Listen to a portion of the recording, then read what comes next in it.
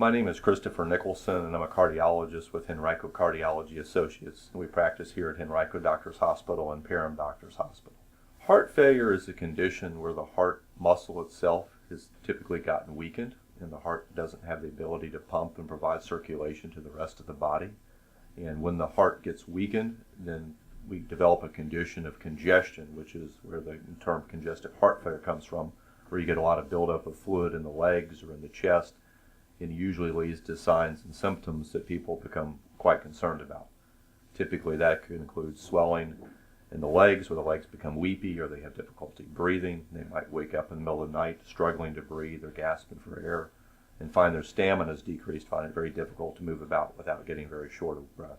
Congestive heart failure can be caused by a lot of different conditions, and depending on what's been the cause of heart failure, the treatment options really be directed based on what we find is the cause. Some people could relate it to blockages in the arteries, which is the number one cause of congestive heart failure in the United States.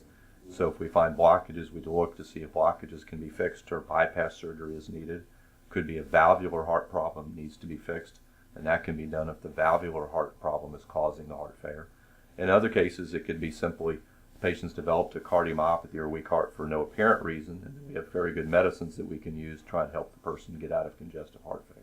If someone's treatment for heart failure gets placed on all the medications and their symptoms are improving but their heart function remains weak, a lot of patients are referred for an internal defibrillator.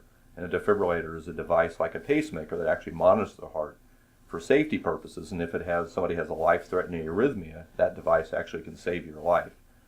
Patients with weakened hearts are at increased risk of sudden death and cardiac arrhythmias, and for that reason guidelines have been set forth that anybody who has a weak heart, if it doesn't get better after a period of time of medications, we actually refer everybody for that type of insertable device or defibrillator, just because of the protection it can provide and helps someone's loved one not pass away unexpectedly from an arrhythmia.